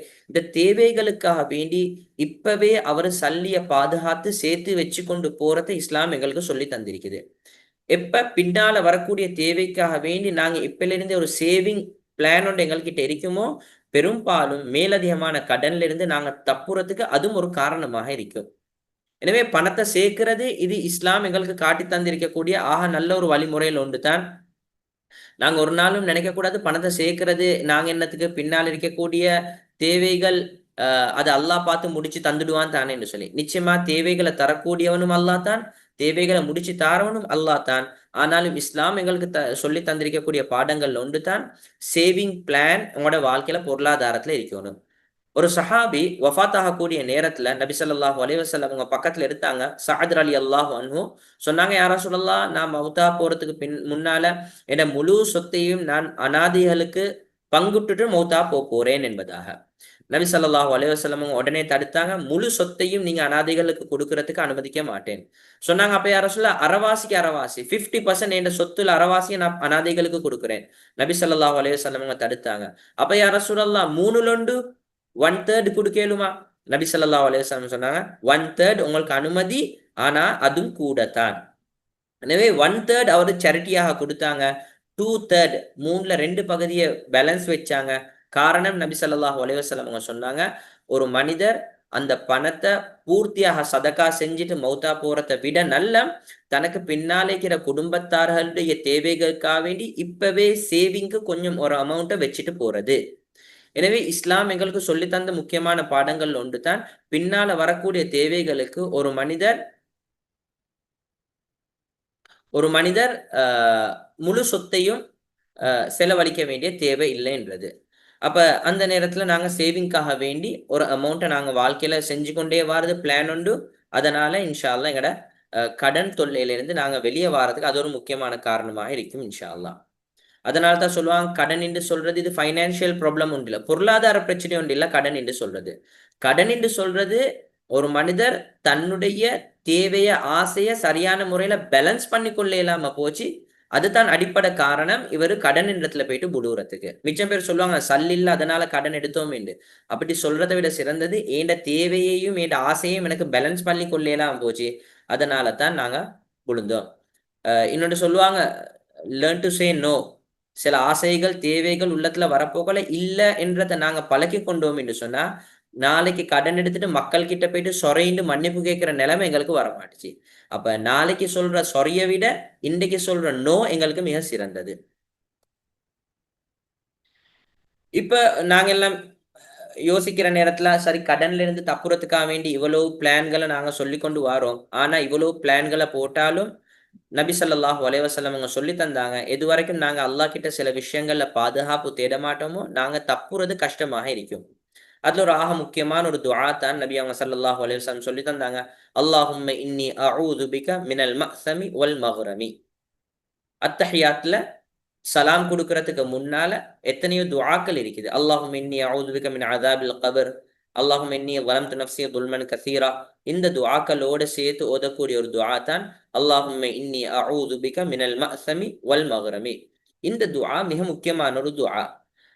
இந்த துஆவுடைய அர்த்தம், யா அல்லாஹ் நான் உன்னிடத்தில் பாதுகாப்பு தேடுறேன் எதை விட்டும், மினல் மஅஸமி வல் மக்ரமி. இதனுடைய அர்த்தம் பாவம் செய்யறதுக்கு எதெல்லாம் காரணமாக இருக்குமோ அந்த காரணங்கள்ல இருந்து என்னைய பாதுகாத்துது. அதே போல வல் மக்ரமி கடன்ல இருந்து பாதுகாத்துடுன்னு சொல்றதை விட சிறந்தது. இதுக்கு அர்த்தம் கடனுக்கு எதெல்லாம் என்னைய கொண்டு போயிட்டு விட்டுறதுக்கு காரணமாக இருக்குமோ அந்த எல்லா விஷயங்கள்ல இருந்தும் என்னைய நீ பாதுகாத்துடு என்ற இந்த துஆவை நபி ஸல்லல்லாஹு அலைஹி வஸல்லம் படிச்சு தந்திருக்கிறாங்க. எனவே இந்த துஆவை ஒவ்வொரு தொழுகையிலையும் அத்தஹியாத்ல சலாம் கொடுக்கறதுக்கு முன்னால ஓதி வரும்படி கேட்டிருக்கிறாங்க. ஏன்? கடன் என்ற பிரச்சனையிலிருந்து நாங்க தப்புறதுக்காக வேண்டி. அடுத்ததாக முக்கியமான ஒரு இடம் தான் இந்த கடன் கொடுக்கல் வாங்கல் என்று சொல்லி வார நேரம் எந்த கடனை நாங்க மக்களுக்கு கொடுக்கிறோமோ இந்த கடன்ல எங்களுக்கு என்று சொல்லி ஒரு தெளிவுத்தன்மை இருக்கிறது கட்டாயம். இஸ்லாம் எங்களுக்கு சொல்லித்தர பாடத்துல ஒன்று தான். கடனை நான் தவிர்ந்து கொள்றது தான் ஆக முக்கியமான விஷயம். சரி, அப்படி எடுக்க வேண்டிய தேவை எனக்கு ஏற்பட்டுச்சு. இப்ப இஸ்லாம் இதுக்கும் எங்களுக்கு அனுமதி தந்திருக்குது. ஆனா கடன் எடுக்கிற நேரத்துல நான தம்பியாக சகோதரர்களாக இருந்தாலும் குடும்ப உறவுகளாக இருந்தாலும் நல்ல நெருங்கிய நண்பர்களாக இருந்தாலும் live like brothers deal like strangers. எப்படி ஒரு மூணாவது நபரோட நான் கொடுக்கல் வாங்கல் செய்வேனோ இதே போல நெருங்கினவங்களோட நீங்க கொடுக்கல் வாங்கல் செய்யுங்க. அது இஸ்லாம் எங்களுக்கு சொல்லி தர பாடம். இந்த காலத்துல நாங்க எல்லாம் அதனாலதான் இஸ்லாம் முதலாவது என்ன சொல்லுது, ஒருத்தர்கிட்ட நீங்க கடன் எடுக்கிறதாக இருந்தால் அந்த கடனை ஒரு அக்ரிமெண்டாக நீங்க வச்சுக்கோங்க. அக்ரிமெண்ட் நான் சொல்றது இங்கிட்டுக்கு ஒரு லாயர் ஒன்று உட்கார வச்சு ஒரு டீட் ஒன்று டிராஃப்ட் பண்ற மாதிரி இல்ல அக்ரிமெண்ட் என்று சொல்றது. ஒரு சாதாரணமாக யார்கிட்ட நான் கடன் எடுக்கிறேனோ அல்லது யாருக்கு நான் கடன் கொடுக்கிறேனோ இவருக்கும் எனக்கும் மத்தியில ஒரு எழுந்தி வச்சுக்கொள்றது, இந்த டேட்ல நான் உங்களுக்கு இவ்வளவு தந்திருக்கிறேன், நீங்க இந்த டேட்ல எனக்கு இந்த அமௌண்ட்டை திருப்பி தருவீங்க என்ற சில வார்த்தைகளை நாங்க பதிச்சு வச்சுக்கொள்றது. ஒன்று அது பேப்பர்ல எழுதி வச்சுக்கொள்ளலும் அல்லது இந்த காலத்துல வாட்ஸ்அப்ல நாங்க ஒரு ஒரு நோட்டாக அதை போட்டு ரெண்டு பேரும் ஷேர் பண்ணி வச்சுக்கொள்றது. இதுவும் எங்களுக்கு மத்தியில் நடக்கக்கூடிய ஒரு அக்ரிமெண்ட் தான். இப்ப முதலாவது என்ற கடனுடைய அக்ரிமெண்ட் அது பதிவு செய்யப்பட்ட ஒரு அக்ரிமெண்டாக எங்களுக்கு மத்தியில இருக்கணும். ரெண்டாவது சொல்லுவாங்க, ஏலும் என்று சொன்னா மேலதிகமான ஒரு ரெண்டு பேரை இந்த அக்ரிமெண்ட் உள்ள கொண்டு வரது. இப்ப அக்ரிமெண்டே போடுறதுக்கு இந்த காலத்துல ரெடி இல்லை. மக்களுக்கு சொல்லுவாங்க என்னது, ஒரு 50,000 ரூபாய் கைமாத்துக்கு எடுக்கலுமா, இவரு கொஞ்சம் நாங்க இதை எழுதி வச்சுக்கொள்ளுவோமேன்னு சொன்னா, என்ன எங்கட மேல உங்களுக்கு நம்பிக்கை இல்லையா? 10 வருஷம் 15 வருஷமா எங்களோட பழகுறீங்க, ஒரு 50,000 ரூபாய் கேட்டோன்னு எழுதி வச்சுக்கொள்ளுவோமான்னு கேட்கறீங்க, நம்பிக்கை இல்லாத பேச்சு என்னத்துக்கு என்பதாக இந்த வார்த்தையை போட்ட உடனே நாங்க நினைக்கிறோம், ரைட், பிரச்சனை இல்லை, நம்பிக்கையானவங்க தானே சும்மா கொடுத்துட்டேலும் இல்லை. ஆனா இஸ்லாம் இது எல்லாத்தையும் விளங்கி இருக்குது எங்களுக்கு நலவு செய்யறதுக்காக வேண்டி. உதாரணமாக கடன் எடுத்த ஒரு மனிதர் திடீர்னு மௌத்தா போயிட்டாரு. மௌத்தா போனதுக்கு பின்னால கடன் கொடுத்தவர் போயிட்டு அவருடைய வாரிசுக்காரர்கள்ட்ட கேட்கிறாங்க, இப்படித்தான் உங்களோட வாப்பா ஹயாத்தோடு இருக்கிற காலத்துல என்கிட்ட ஒரு 50,000 ரூபாய் எடுத்தாரு. வாரிசுக்காரர்கள் உடனே கேட்பாங்க, மகன்மார்கள், எடுத்ததுக்கு ஆதாரம் எங்க இருக்குது, நீங்க கொடுத்தீங்கன்றதுக்கு யாராவது சாட்சிகள் இருக்கிறாங்களா? அல்லது ரெண்டு பேரும் இவங்க மௌத்தா போகல, இவர் ஹயாத்தோட தான் இருக்கிறாரு, ஆனா கொடுத்தவர் சொல்றாரு நான் 50,000 ரூபாய் தந்தேன், எடுத்தவர் சொல்றாரு இல்லையே நீங்க எனக்கு 25,000 ரூபாய் தான் தந்தீங்கன்னு சொல்லி ரெண்டு பேருக்கு மத்தியில நம்பர்ல வித்தியாசம் வந்துருச்சு. இப்படி பிரச்சனைகள் வாரத்துல இருந்து எங்களை பாதுகாக்கிறதுக்கு தான் இஸ்லாம் எங்களுக்கு ஆரம்ப கட்டமாக சொல்லி தந்திக்குது. நீங்க அதை எழுத்து மூலமாக பதிவு செஞ்சு வச்சுக்கோங்க. ஏலும் என்று சொன்னா ரெண்டு சாட்சிகளை நீங்க வச்சுக்கோங்க, உங்களுக்கு மத்தியில அது மிச்சம் பொருத்தமாயிருக்கும். ஏண்டா ஒருத்தர் ரெண்டு பேர் தவறு செய்யற நேரத்துல சாட்சியாளர்கள் கிட்ட எங்களுக்கு கேட்டுக்கொள்ளும் இவர் எங்களுக்கு தரப்போகள் எவ்வளவு தந்தார் என்று சொல்லி. அடுத்தது இஸ்லாம் சொல்லக்கூடிய மூணாவது கடனுக்கு தந்திருக்கக்கூடிய ஆக முக்கியமான வழிகாட்டல் தான் ஒரு அடகாக நீங்க ஒரு பொருளை ஒரு மோகேஜாக ஒரு செக்யூரிட்டியாக ஒரு பொருளை கட்டாயம் நீங்க வச்சுக்கோங்க. நான் ஒருத்தருக்கு 1 லட்சம் ரூபாய் கடன் கொடுக்குறேன். இப்ப இந்த 1 லட்சம் ரூபாய் கடன் என்பது வெறுமனே பணம் இல்லாம இந்த பணத்தை திருப்பி தர இயலாத பட்சத்துல நீங்க இந்த பொருளை வித்து இந்த பணத்தை எடுத்துக்கோங்க என்பதாக அவர் மோகேஜ் பண்றது ஒரு பொருளை. இதுவும் இஸ்லாம் எங்களுக்கு சொல்லி தந்திருக்கக்கூடிய பாடம். எந்த அளவுக்கு என்று சொன்னா, நபி ஸல்லல்லாஹு அலைஹி வஸல்லம் அவங்க வஃபாத்துடைய நேரத்துல அவங்க ஒரு யஹூதி மனிதரோடு கொடுக்கல் வாங்கல் செஞ்சிருந்தாங்க. வகான திர்உஹு மர்ஹூனன் இந்த யஹூதியின், அந்த யஹூதி கிட்ட இருந்து எடுத்த கடனுக்கு பகரமாக நபி ஸல்லல்லாஹு அலைஹி வஸல்லம் அவங்களோட யுத்தத்துக்கு பாவிக்கிற கவசத்தை அடகாக கொடுத்திருந்தாங்க. எனவே அடகு பொருள், அதாவது செக்யூரிட்டி ஒன்று வைக்கிறது, எனக்கு கடனை திருப்பி தர இயலாட்டி இதை வித்து நீங்க எட கடனை அடைச்சுக்கோங்க, பேலன்ஸ் எனக்கு திருப்பி தந்துடுங்க என்பதாக செக்யூரிட்டி ஒன்று வைக்கிறதும் இஸ்லாம் எங்களுக்கு கடன்ல சொல்லி தந்திருக்கக்கூடிய ஒரு ஆக முக்கியமான பாடம் தான்.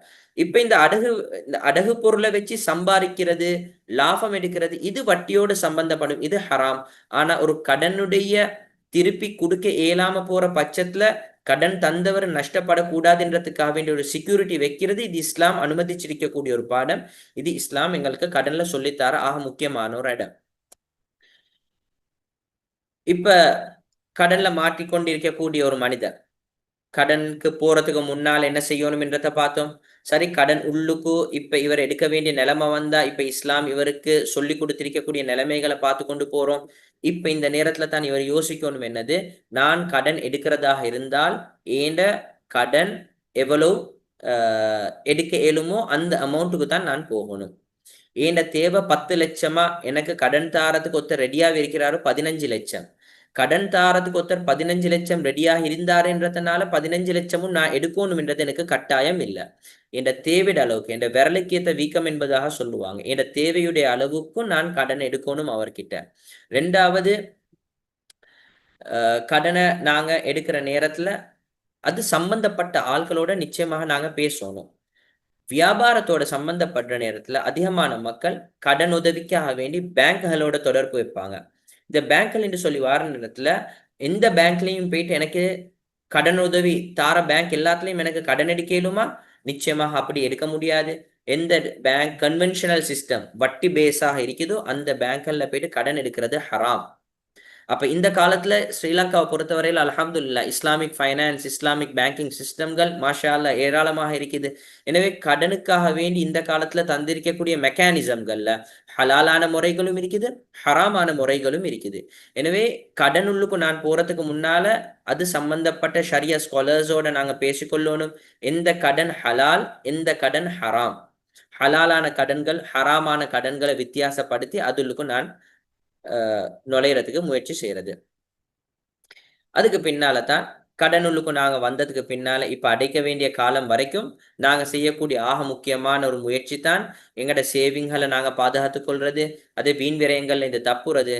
நபி ஸல்லல்லாஹு அலைஹி வஸல்லம் அவங்க சொல்லி தந்த அழகான துஆக்களை நாங்க எங்கட வாழ்க்கையில ஓதி வாரது. அதுல முதலாவது துஆ, அல்லாஹும்ம அக்ஃபினி பிஹலாலிக அன் ஹராமிக் வ அக்னினி பிஃபத்லிக அம்மன் சிவாக். நபி ஸல்லல்லாஹு அலைஹி வஸல்லம் இந்த துஆவை ஒரு சஹாபிக்கு சொல்லி கொடுத்தாங்க. அந்த சஹாபி சொல்றாரு, யா ரசூலல்லாஹ், என்ற கடன்கள் மலையளவுக்கு இருந்துச்சு. எப்ப இந்த துஆவை என்ற வாழ்க்கையில நான் ஓதி வந்தேனோ மலையளவுக்கு இருந்த கடன்களை அல்லாஹ் சுப்ஹானஹு வ தஆலா அவனுடைய மறைமுகமான உதவிகளை கொண்டு எனக்கு லேசாக்கினான் என்பதாக. எனவே இந்த துஆவை நாங்க கடன் பிரச்சனையில மாட்டியிருக்கிறவங்க ஒவ்வொரு நேரமும் தொழுகைக்கு பின்னாலேயும் காலையிலையும் மாலையிலையும் அதிகமாக இந்த துஆவை ஓதி வாரது. இது முதலாவது துஆ. ரெண்டாவது துஆ தான் நபி ஸல்லல்லாஹு அலைஹி வஸல்லம் சொல்லி தந்திருக்கிறாங்க. அல்லாஹும்ம இன்னி அஊது பிக மினல் ஹம்மி வல் ஹஸன். இந்த துஆல வரக்கூடிய நாலாவது துண்டு, வ அஊது பிக மின் கலபத்தி தைனி வ கஹ்ரி ரிஜால். என்ற தலைக்கு மேலால என்ற சக்தியை விட அதிகமாக நான் கடன்பட்டு கஷ்டப்படுறதை விட்டும் யா அல்லாஹ் என்னை நீ பாதுகாத்துடு என்பதாக துஆ சொல்லி தந்திருக்கிறாங்க. இந்த துஆவை ஓதி வார மனிதரையும் அல்லாஹ் சுப்ஹானஹு வ தஆலா கடன் பிரச்சனையிலிருந்து வெளியெடுக்கிறான். மூணாவது நபி ஸல்லல்லாஹு அலைஹி வஸல்லம் அவங்க சொல்லி தந்த ஒரு அழகான துஆ தான், அல்லாஹும்ம மாலிகல் முல்க் துத்தில் முல்க மன் தஷா வ தன்ஸிஉல் முல்க மிம்மன் தஷா. இந்த துஆவுடைய கடைசியில் நபி அவங்க ஸல்லல்லாஹு அலைஹி வஸல்லம் சொல்லி தந்தாங்க, இரஹம்னி ரஹ்மத்தன், யா அல்லாஹ் ஓண்ட புறத்துல இருந்து விசேஷமான ரஹ்மத் எனக்கு நீ தந்துடு. எப்படின்னு சொன்னா, துக்னீனி பிஹா அன் ரஹ்மதி மன் சிவாக், உன்னைய தவிர மற்ற மக்கள் கிட்ட போயிட்டு நான் கையேந்தோனும், கே வாய் திறந்து கேட்கணும் என்ற நிலைமையிலிருந்து என்னை நீ பாதுகாக்கிற மாதிரி ஓண்ட புறத்துல இருந்து எனக்கு நீ இரக்கம் காட்டிடு. இந்த துவாவும் கடன் தொல்லையிலிருந்து வெளியே வாரத்துக்காக வேண்டி ஓதுற துவா. நாலாவது ஆக முக்கியமான துஆ தான் அல்லாஹும்ம ரப்பஸ் ஸமாவாத்தி ஸப்இ வ ரப்பல் அர்ஷில் அதீம். இது முஸ்லிம்ல பதிவு செய்யப்பட்டிருக்கக்கூடிய ஹதீஸ். இந்த துஆவுடைய கடைசிலையும் வரக்கூடிய வார்த்தை இக்தி அன்ன தெய்ன வ அக்னினா மினல் ஃபக்ர். யா அல்லாஹ், எனக்கு ஏற்பட்டிருக்கக்கூடிய கடனை நீயே அடைச்சு வச்சிடு. அதே போல வ அக்னினா மினல் ஃபக்ர், என் வாழ்க்கையில எதிர்பாராம வரக்கூடிய சோதனைகள், பிரச்சனைகள், வறுமைகள், இந்த வறுமையிலிருந்து என்னைய நீ போதுமான செல்வத்துல ஆக்கி வச்சிடு என்ற இந்த துஆவையும் நபி ஸல்லல்லாஹு அலைஹி வஸல்லம் அவங்க எங்களுக்கு படிச்சு தந்திருக்கிறாங்க. எனவே ஒரு கடன் என்று சொல்றது வாழ்க்கையில நாங்க ஃபேஸ் பண்ணக்கூடிய ஒரு பெரிய ஒரு சேலஞ்ச். அந்த சேலஞ்சில் நான் எப்படி பாஸ் ஆகிறது? முதலாவது கட்டம், கடனுக்கு போகவே கூடாது. ரெண்டாவது கட்டம், கடனுக்கு போக வேண்டிய நிலைமை வந்துச்சுண்டா இஸ்லாம் சொல்லி தந்திருக்கக்கூடிய முறைகளை கவனிச்சு நான் கடனுள்ளுக்கு போறது. மூணாவது, அந்த கடன்ல இருந்து இப்ப வெளியே வாரத்துக்காக வேண்டி என்னென்ன வழிமுறைகள் நான் செய்யணுமோ அந்த வழிமுறைகளும் அதோட சம்பந்தப்பட்ட சில துஆக்களும். இதுதான் இன்றையுடைய வெபினார்ல நாங்க உங்களோட கலந்து பேசிக்கொண்ட விஷயம். எனவே நாங்க நினைக்கிறோம் இன்ஷா அல்லாஹ் இதுல பகிரப்பட்ட சில இன்ஃபர்மேஷன்கள், கருத்துகள் உங்களுக்கு பிரயோஜனமாக இருந்திருக்கும் என்று சொல்லி, இதுல ஏதாவது கேள்விகள் இருந்தேன்னு சொன்னா தாராளமாக உங்களுக்கு எங்களோட chat பாக்ஸ்ல போட்டு கேள்விகளை பேசிக்கொள்ளேலும் இன்ஷா அல்லாஹ். அதோட ஒவ்வொரு மாதமும் 2 வாரங்களுக்கு ஒருக்க எத்தனையோ வெபினார்கள் நடந்து கொண்டு வருது. ஒவ்வொரு 2 கிழமைகள் மாதத்துல 2 செவ்வாய்க்கிழமைகள்ல எங்களோட வெபினார்கள் நடக்கும். எல்லா வெபினார்களும் பொருளாதாரத்தோட, அதே போல சமகால பொருளாதார சவால்களோட சம்பந்தப்பட்ட விஷயங்கள். இவைகளை இதுக்கு முன்னாலேயும் நாங்க பேசினோம், இதுக்கு பின்னாலேயும் இன்ஷா அல்லாஹ் வரக்கூடிய வெபினார்கள்ல பேசுவோம். எனவே உங்களுக்கு இது சம்பந்தமான வழிகாட்டல்களுக்காக வேண்டிதான் எங்கட இலங்கையில் இருக்கக்கூடிய ஒரு நிறுவனம் தான் உம்மத் என்று சொல்றது, யுனைடெட் முஸ்லிம்ஸ் முஆமலாத் அட்வைசரி ட்ரஸ்ட். இது பொருளாதாரம் சம்பந்தப்பட்ட முஸ்லிம்களுக்கு இஸ்லாமிய அடிப்படையில் வழிகாட்டக்கூடிய ஒரு நிறுவனம், அட்வைசரி கெப்பாசிட்டியில. அதாவது பொருளாதாரத்துடைய ஃபைனான்சியல் கன்சல்டிங், வியாபாரம் செய்யக்கூடியவங்க இன்வெஸ்ட்மெண்ட்களுடைய விஷயங்கள் வார நேரத்தில் அதை ஹலாலான முறையில் எப்படி எடுக்கிறது, அது எப்படி நாங்கள் லாபங்களை கொடுக்கறது, அவருடைய வியாபாரத்தோட சம்பந்தப்படக்கூடிய லாப நஷ்டத்துடைய விஷயங்கள், இது ஹலால் ஹராம்களை பேணி இது அட்வைசரி கொடுக்கக்கூடிய இடம். அதே போல் ஃபைனான்சியல் ட்ரைனிங்கள், கம்பெனிஸ், அதே போல் இன்ஸ்டிடியூட்னு சொல்லி வரக்கூடிய நேரத்தில் நாங்கள் அவங்களுக்கு ட்ரைனிங்களும் கொடுக்குறோம்.